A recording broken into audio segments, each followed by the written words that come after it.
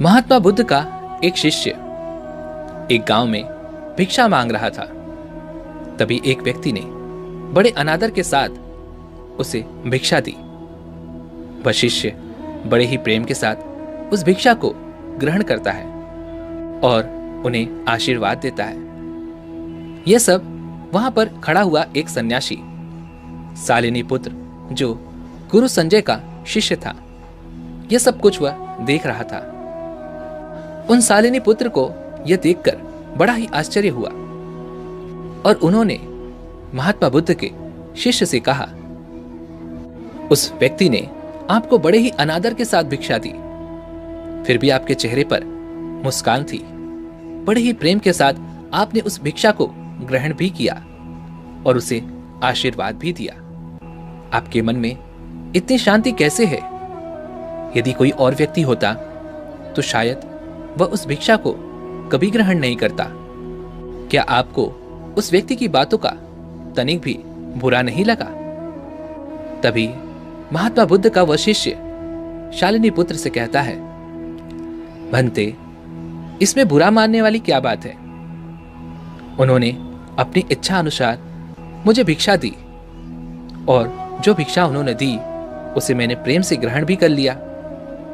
बुरा लगना न लगना यह तो हमारे ऊपर निर्भर करता है और एक शांत मन पर कभी भी किसी भी बात का कोई प्रभाव नहीं पड़ता, फिर वह बात अच्छी हो या फिर बुरी।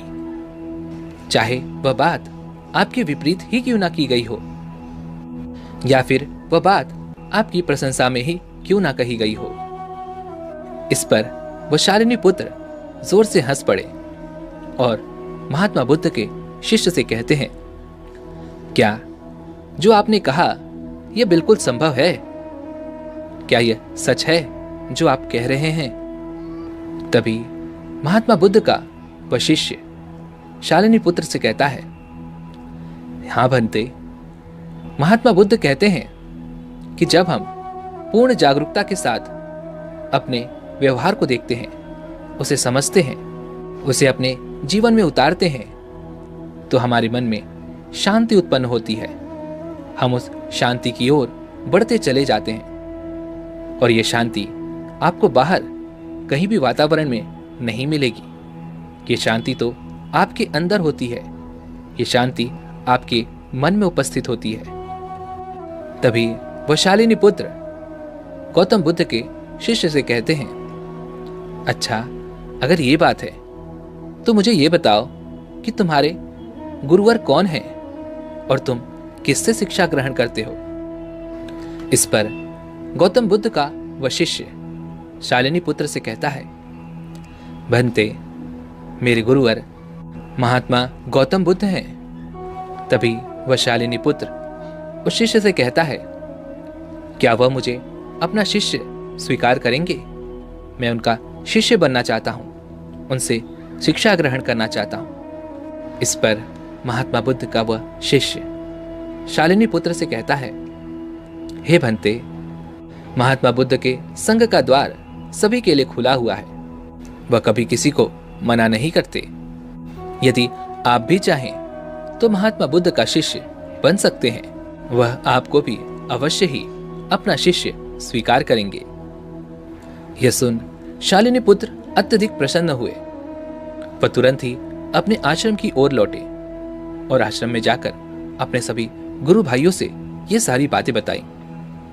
अपने गुरु भाइयों से बात बताते हुए वह कहते हैं कि वह जिस मार्ग की तलाश में थे, वह जिस मार्ग की खोज कर रहे थे, आखिरकार उन्हें वह मार्ग मिल चुका है और वह अब महात्मा बुद्ध के शिष्य बनने जा रहे हैं। शालिनी पुत्र की ये सारी बातें सुनकर वहां पर उपस्थित सभी गुरु भाइयों ने यह तय किया कि वह भी महात्मा बुद्ध के शिष्य बनेंगे और उन्हीं से शिक्षा ग्रहण करेंगे। सभी गुरु भाई मिलकर अपने गुरुवर संजय जी के पास पहुंचे और उनसे कहने लगे, हे गुरुवर, अब हम आपसे शिक्षा नहीं ग्रहण कर सकते। हम अब महात्मा बुद्ध के शिष्य बनने जा रहे हैं और अब हम उन्हीं से शिक्षा ग्रहण करेंगे। आगे का ज्ञान हम उन्हीं से लेंगे।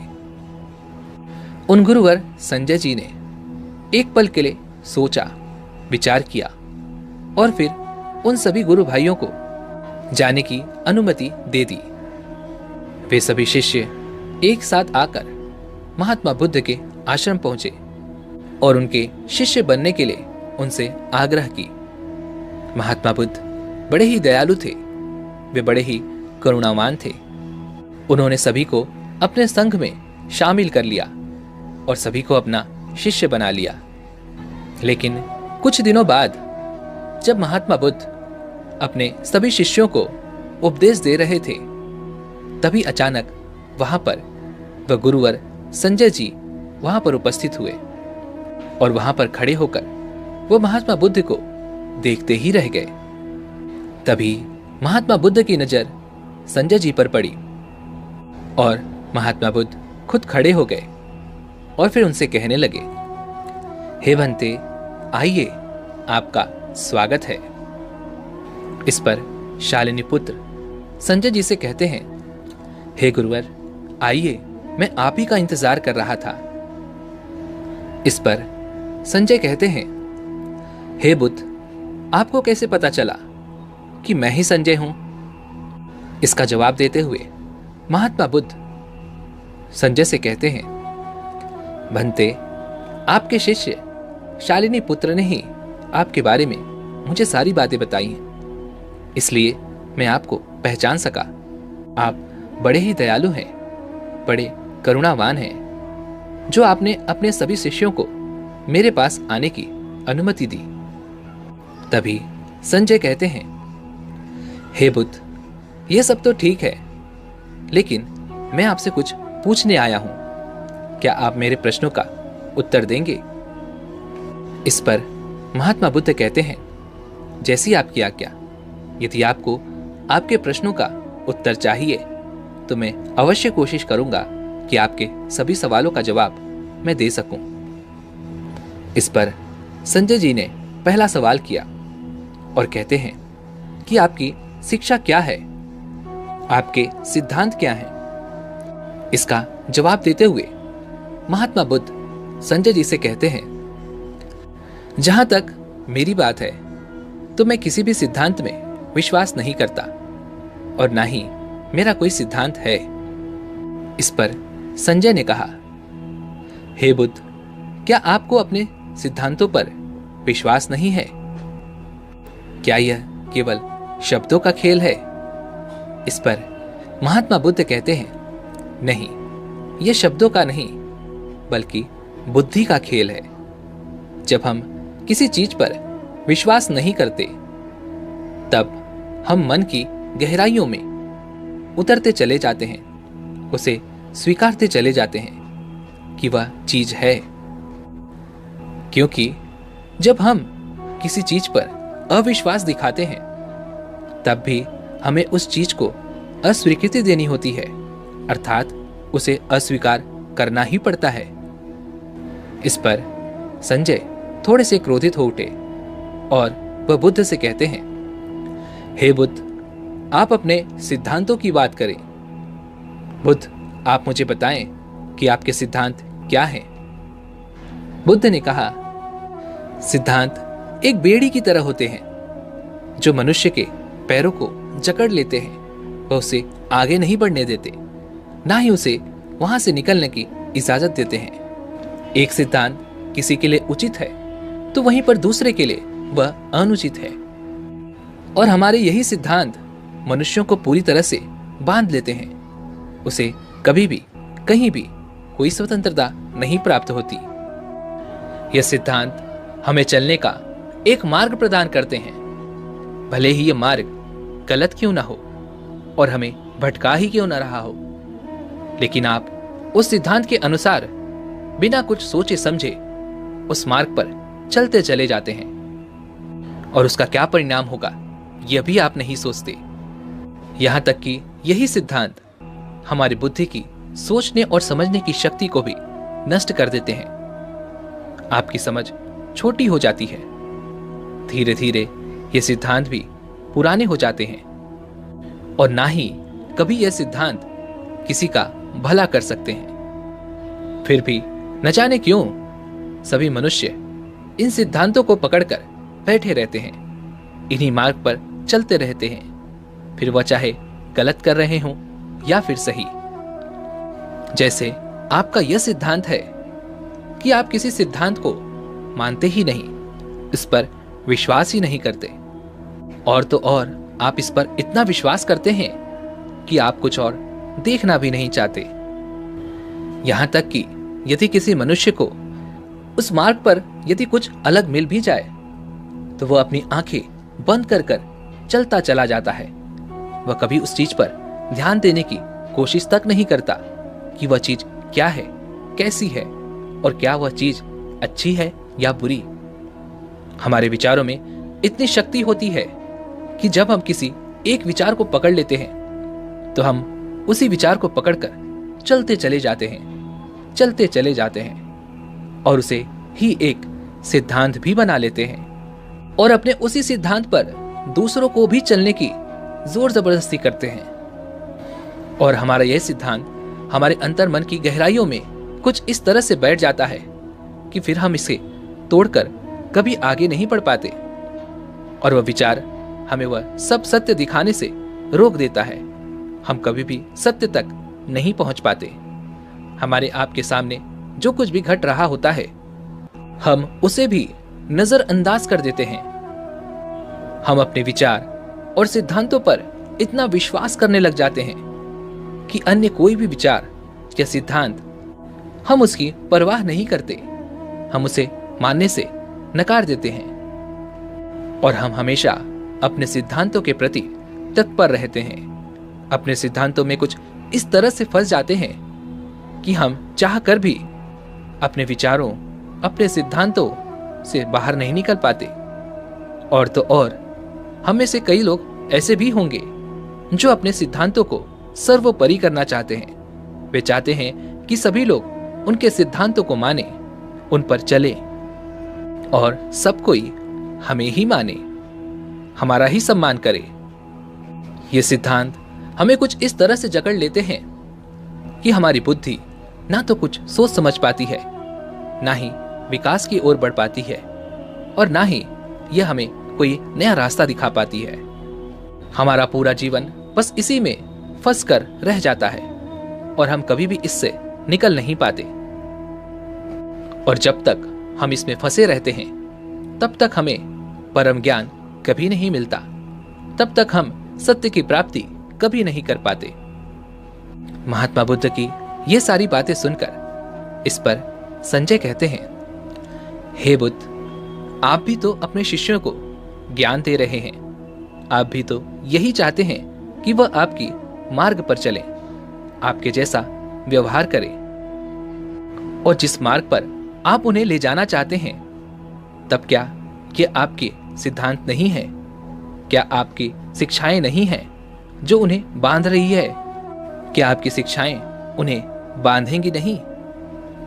इस पर महात्मा बुद्ध मुस्कुराए और कहते हैं, मेरी शिक्षा कोई बंधन नहीं है, यह तो मुक्ति है। वह कोई शास्त्र नहीं है, यह तो परम सत्य का अनुभव है। और जब किसी को सत्य का अनुभव हो जाता है तब वह किसी भी बंधन में बंध नहीं सकता। वह तो हर बंधनों से मुक्त हो जाता है, खुल जाता है, और जैसा चाहे वह अपने मार्ग पर आगे बढ़ता चला जाता है। तभी संजय ने कहा, हे बुद्ध, यदि कोई आपके मार्ग को अपना सिद्धांत बना ले या फिर उसे ही सिद्धांत मानकर चलना शुरू कर दे, तब क्या होगा? इस पर महात्मा बुद्ध ने कहा, मेरा मार्ग अभ्यास का मार्ग है। इसमें स्वयं का अनुभव ही शामिल होता है। इसमें मैं किसी को कोई अनुभव नहीं देता और ना ही मैं किसी को किसी मार्ग पर ले जाता हूं, जिससे हर कोई व्यक्ति अपनी बुद्धि का विकास खुद ही करता है, खुद ही समझता है और खुद ही अनुभव कर पाता है। और ये समझ हमें सत्य का अनुभव भी कराती है।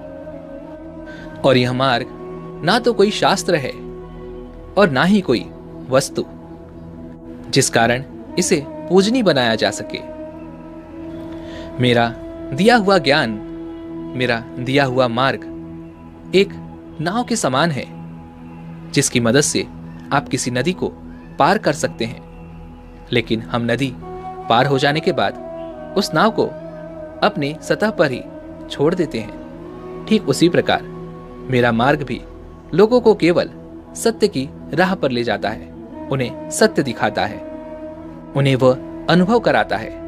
जब वह अनुभव कर लेते हैं, सत्य की प्राप्ति कर लेते हैं, तो वह भी उस नाव को वहीं पर सतह पर छोड़कर चले जाते हैं और अपने मार्ग में आगे बढ़ते चले जाते हैं। आगे संजय ने कहा, हे बुद्ध, जब मेरे सभी शिष्य मेरे पास एक साथ आए और उन्होंने कहा कि मैं अब महात्मा बुद्ध का शिष्य बनना चाहता हूं, उनसे शिक्षा ग्रहण करना चाहता हूं, तब मेरे मन में ख्याल आया कि शायद मेरे सभी शिष्य अब मेरी कदर नहीं करते, मेरा सम्मान नहीं करते, और शायद वो मेरे महत्व को भी भूल चुके हैं।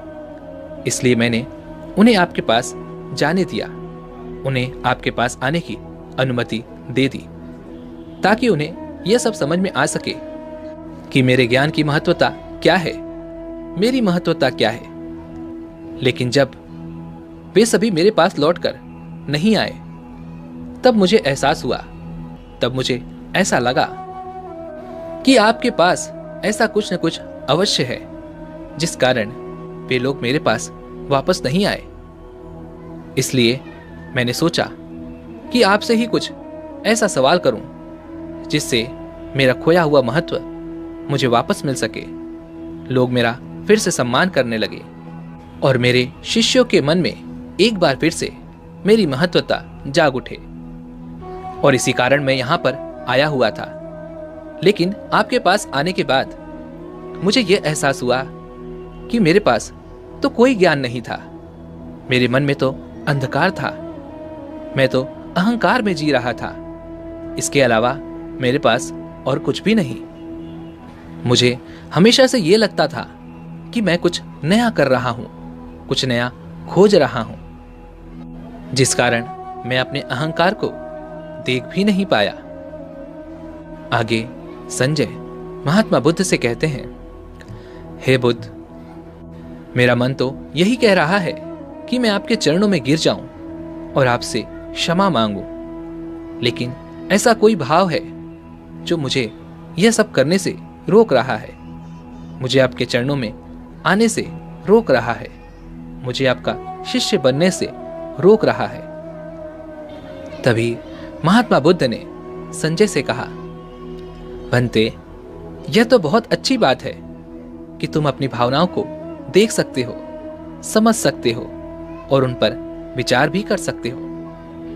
और जब हम अपने विचारों को देखना शुरू कर देते हैं, तभी तो हम यह जान पाते हैं कि यह भावना कहां से उत्पन्न हो रही है, यह विचार कहां से उत्पन्न हो रहे हैं। और ये विचार हमारे भीतर से ही शुरू होते हैं और इनकी अधिकांश जड़ें हमारे मन में होती हैं।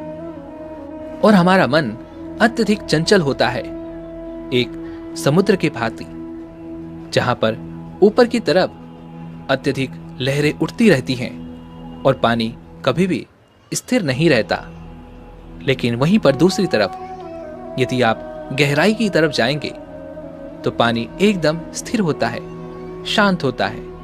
ठीक वैसे ही हमारे मन की जो हलचल है, ये केवल ऊपरी तौर पर होती है, लेकिन भीतर एक अनंत शांति होती है।